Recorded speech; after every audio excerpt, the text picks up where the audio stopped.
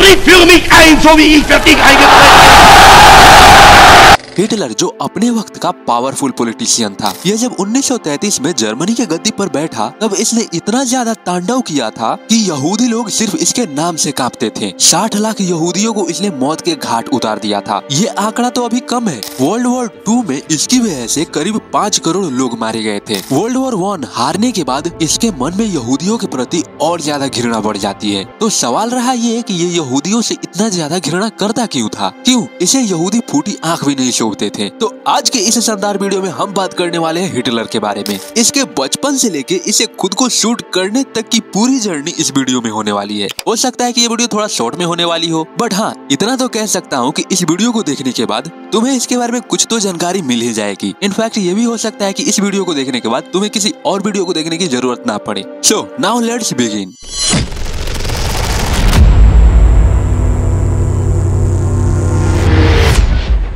सबसे पहले हम इसके बचपन को ही छान लेते हैं। एडोल्फ हिटलर, इसके बाप का नाम एलोइस हिटलर। इसके फादर ने 3 शादियां की थी। उनमें से ही एक औरत का नाम था क्लारा हिटलर और ये उसी का ही बेटा था। इसका जन्म 20 अप्रैल 1889 को ऑस्ट्रिया के सबसे ऊपरी सीमा ब्रनाउ एम इन में हुआ था। इसके पैदा होने के सिर्फ 9 साल बाद यानी 1898 में इसका परिवार ऑस्ट्रिया की राजधानी लिंज में चले आते हैं, क्योंकि हिटलर को दृश्य कला की तलाश थी और ये उसी में ही अपना करियर बनाना चाहता था। इसलिए इसने अपने पिता के साथ एलोइस हिटलर के साथ इसने अपने सपने को पूरा करने के लिए बहुत संघर्ष किया, लेकिन इसके किस्मत को कुछ और ही मंजूर था। इसके हाथों तो लाखों करोड़ लोगों की मौत लिखी थी, तो ये कैसे एक कलाकार बनता? 3 जून 1903 ये वो दिन था जब हिटलर के फादर रोज की तरह एक शॉप में जाकर के वाइन पी रहा था। तभी अचानक से वो नीचे गिर पड़ता है। जब डॉक्टर को दिखाया गया तो पता चलता है कि एलोइस मर चुका है, जिसका कारण था फुफ्फुस रक्तस्राव। हिटलर के फादर की जब मौत हुई तब हिटलर मात्र सिर्फ 13 साल का ही था। सर से पिता की साया हट जाने की वजह से पैसों की तंगी होने लगी, जिसकी वजह से हिटलर अपने सपने को भुलाकर, दृश्य कला को भुलाकर ये ऑस्ट्रिया के वियना में चला जाता है, जहाँ ये 1907 से लेके 1913 तक पोस्ट कार्डों पर चित्र बना करके अपना काम चलाता था। जहाँ ये गया था यानी वियना, वहाँ अधिकतर लोग यहूदी थे। 1913 में हिटलर जर्मनी चला जाता है और अनफॉर्चुनेटली जर्मनी में भी मेजोरिटी नंबर में जो धर्म था वो यहूदी ही था। खैर हिटलर जब जर्मनी गया था तो इसकी उम्र 17 साल थी। इसके जर्मनी जाने के तुरंत बाद ही यानी 28 जुलाई 1914 में फर्स्ट वर्ल्ड वॉर स्टार्ट हो जाता है। फर्स्ट वर्ल्ड वॉर होने का मेन रीजन क्या था ये तो एक अलग ही भसड़ है। हो सकता है कि मैं इस पर भी एक वीडियो ला दूं, लेकिन फिलहाल हम हिटलर के बारे में बात करते हैं। जैसे ही फर्स्ट वर्ल्ड वॉर स्टार्ट होता है हिटलर भी इस वॉर में शामिल हो जाता है एक सोल्जर के रूप में, और इसे जैसे न तैसे इस वर्ल्ड वॉर में शामिल होना ही था। क्यों? क्योंकि तुम तो जानते ही हो कि ये वॉर किस किस देश के बीच हुई थी, यानी फ्रांस और ऑस्ट्रिया। और ये बंदा यानी हिटलर, इसकी पैदाइश ऑस्ट्रिया की ही थी। तो ऐसा कोई भी बंदा नहीं है जो अपने मातृभूमि के लिए ना लड़े। ऑस्ट्रिया के साथ जर्मनी भी शामिल था और हिटलर जर्मनी में ही मौजूद था, तो हिटलर यहीं से एक सिपाही बन करके अपने देश के लिए लड़ता है। दरअसल ये सबसे पहले एक बवेरियन राजा के पैदल सेना में स्वयं सेवक के रूप में तैनात हो जाता है, जिसके बाद अक्टूबर 1914 में इसे बेल्जियम में एक सेना के तौर पर तैनात कर दिया जाता है। इस वर्ल्ड वॉर के दौरान हिटलर ने पूरे युद्ध में बड़ी ही बहादुरी से दुश्मनों का सामना किया था, जिसकी वजह से अब ये बहुत ज्यादा पॉपुलर भी हो चुका था। इनफैक्ट इसके इस बहादुरी के लिए इसे 2 बार सैनिक चिन्ह से सम्मानित भी किया गया। यह फर्स्ट वर्ल्ड वॉर 1918 में लगभग खत्म होने ही वाला था कि उसी से पहले हिटलर घायल होकर के हॉस्पिटल चला जाता है और हॉस्पिटल में ही इसे युद्ध के परिणाम पता चलते हैं कि ऑस्ट्रिया और जर्मनी ये युद्ध हार गई, जिससे हिटलर को बहुत दुख हुआ। 1918 में हॉस्पिटल से छूटने के तुरंत बाद ही हिटलर ने अपनी एक खुद की पार्टी की स्थापना की, जिसे नाजी पार्टी कहा गया। और हिटलर के इस नाजी पार्टी में यहूदी विरोधी कूट कूट करके भरे थे, जो यहूदियों को बस खत्म करना चाहते थे। और इसका एक मेन कारण भी था जो तुम्हें आगे पता चलेगा। बाय द वे, इस पार्टी को बनाने के बाद हिटलर ने लोगों के बीच खूब भाषण दिया कि मैं ये कर दूंगा, वो कर दूंगा, मैं फिर से सब कुछ ठीक कर दूंगा, वर्साई संधि मैं इसे समाप्त कर दूंगा। और इसमें ज्यादातर जो भाषण था ये यहूदियों के खिलाफ था, यहूदियों के खिलाफ नफरत भरे भाषण। हिटलर के इस भाषण को सुनकर के अधिकतर जर्मन इसके नाजी पार्टी में आ जाते हैं। 1922 आते आते हिटलर एक प्रभावशाली वक्ता बन चुका था, लोग इसकी बातों को मानने भी लगे थे। उसी वक्त इसने अपनी नाजी पार्टी के लिए एक चिन्ह निर्धारित किया और वो चिन्ह था स्वास्तिक, जिसे नाजी पार्टी के लिए जाना जाने लगा। 1923 ये वो साल था जब हिटलर जर्मनी के सरकार को वहाँ से उखाड़ फेंकने की कोशिश करने लगा, क्योंकि अब ये जर्मनी के गद्दी पर बैठना चाहता था। और इसे मिला क्या? सरकार के खिलाफ विद्रोह के लिए 5 साल के लिए सजाए कारागार, यानी इसे जेल में ठूस दिया गया। और इसी जेल में रहते हुए इसने अपनी एक बुक लिखी, मेन कैंप, मेरा संघर्ष।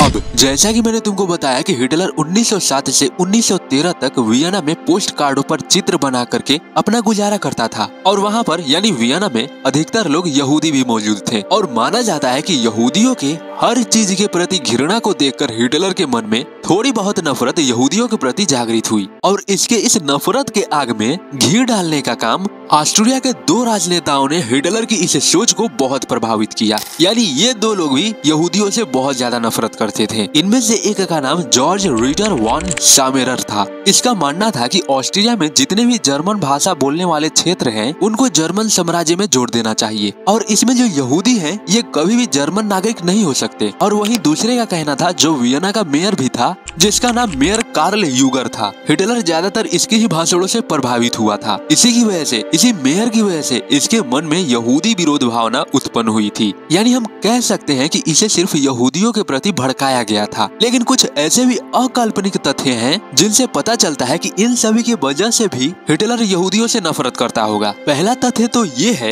कि हिटलर को एक यहूदी प्रोस्टिट्यूट की वजह से इसे यौन रोग हो गया था। दूसरा तथ्य ये है कि जब प्रथम विश्व युद्ध में हिटलर को जब चोट लगी थी, जिसकी वजह से ये घायल होकर के हॉस्पिटल चला गया था, ये यहूदियों की वजह से ही हॉस्पिटल पहुंचा था। क्योंकि युद्ध में जब जहरीला गैस छोड़ा गया था, तब एक गैस इसकी आंखों पर आकर के लगा था। और फर्स्ट वर्ल्ड वॉर में यहूदी लोग भी शामिल थे। वो गैस हिटलर के आंखों पर जो लगा था, उसे फेंकने वाला कोई और नहीं बल्कि यहूदी धर्म का एक बंदा था। बट इन सारी बातों को साबित करने के लिए कोई भी पुख्ता प्रमाण नहीं है। बट हिटलर का यहूदियों के प्रति सबसे बड़ी जो नफरत मानी जाती है, वो ये है कि युद्ध में जो जर्मनी की तरफ से यहूदी थे, ये यहूदी जर्मनी के साथ विश्वासघात किए थे। इन्होंने जर्मनी के पीठ पर छुरा भोंका था। यहूदियों की वजह से ही जर्मनी ये फर्स्ट वर्ल्ड वॉर हारी। जो बात हिटलर भी स्वीकार कर चुका था कि इन्हीं यहूदियों की वजह से ही जर्मनी ये युद्ध हारी। एक तो पहले से ही हिटलर के मन में यहूदियों के प्रति थोड़ी बहुत नफरत थी, और ये बात जब इसके कानों में पहुंची तो इसके मन में यहूदियों के प्रति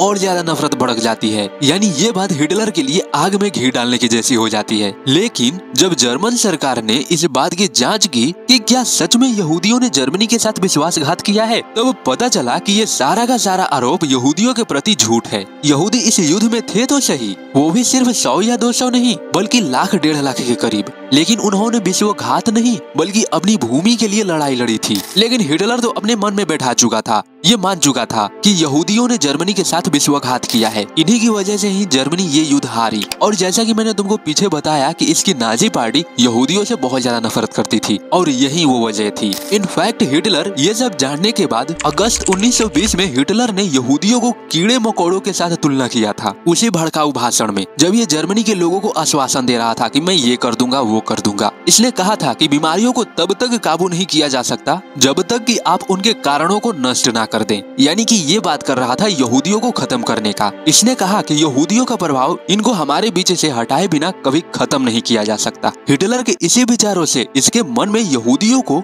को पूरी तरह से खत्म करने की भावना उत्पन्न की।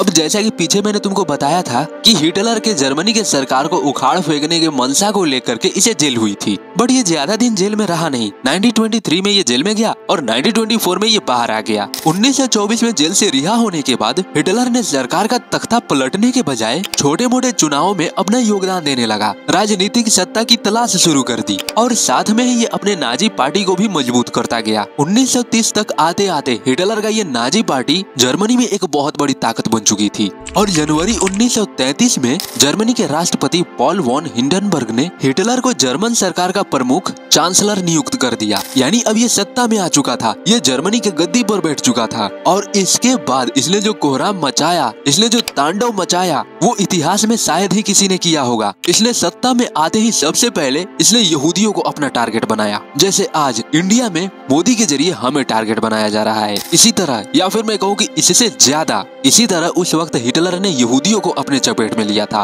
और करीब करीब 60 लाख यहूदियों को इसने मौत के घाट उतार दिया था। इसने अपने दौर में बहुत सारे सही गलत काम करे और कहते हैं कि हिटलर के इसी सब कामों और नाकामियों को छिपाने के लिए ही हिटलर ने दुनिया को वर्ल्ड वॉर 2 के चौखट पर लाकर के खड़ा कर दिया। यानी 1 सितंबर 1939 को हिटलर ने पोलैंड पर हमला करने का आदेश दे देता है, जिसके तुरंत बाद ही ब्रिटेन और फ्रांस ने भी जर्मनी पर हमला करने का आदेश दे देता है। सेकेंड वर्ल्ड वॉर में हिटलर ने फ्रांस को हराया, ब्रिटेन को हराया, बट इस युद्ध में जब अमेरिका घुसता है फ्रांस और पोलैंड की तरफ से, तब जर्मनी अमेरिका के हाथों चित्त हो जाता है। यानी हिटलर एक बार फिर से फर्स्ट वर्ल्ड वॉर को हारने के बाद सेकेंड वर्ल्ड वॉर भी हार जाता है, जिससे अब सेकेंड वर्ल्ड वॉर खत्म हो तो जाता है, बट इस युद्ध के खत्म होने के बाद ब्रिटेन, अमेरिका, रूस हिटलर के पीछे हाथ धो करके पड़ जाते हैं। 1945 ये वो साल था जब वर्ल्ड वॉर 2 खत्म हो चुका था और उसी साल यानी 30 अप्रैल 1945 जिस दिन हिटलर पकड़े जाने के डर से अपनी वाइफ एवा ब्राउन, जो हिटलर की एक दिन पहले ही वाइफ बनी थी, हिटलर अपनी वाइफ को लेकर जर्मनी के बर्लिन में जमीन से 50 फुट नीचे बने अपने एक बंकर में पहले तो दोनों ने साइनाइड की गोली खाई, जिसके बाद दोनों ने बंदूक से खुद की जान ले ली, क्योंकि हिटलर जानता था कि अगर ये दुश्मनों के हाथों लगा तो ये खुद भी नहीं सोच सकता था कि दुश्मन इसके साथ क्या करेंगे, इसलिए इसने खुद की ही जान ले ली। खैर उसी दोपहर यानी कि 30 अप्रैल के दिन ही इन दोनों के बॉडी को बंकर से बाहर निकाल कर एक बगीचे में ले जाकर पेट्रोल डाल करके इन्हें जला दिया गया और अगले दिन यानी 1 मई को जर्मन रेडियो पर हिटलर की मौत की खबर पूरे देश में घोषणा कर दी गई। इस तरह वर्ल्ड वॉर 1 से शुरू हुई हिटलर की ये कहानी वर्ल्ड वॉर 2 पर आकर के खत्म हो जाती है और कहा जाता है कि हिटलर की आखिरी ख्वाहिश ये थी कि मैं मर जाऊं तो मेरे शव को जला देना। तो कैसी लगी ये वीडियो? अगर तुमको ये वीडियो अच्छी लगी तो मेरा एक रिक्वेस्ट है कि अपना एक कीमती लाइक इस वीडियो को डोनेट जरूर करें। मैं मिलता हूँ किसी और नेक्स्ट वीडियो में, तब तक के लिए बाय बाय।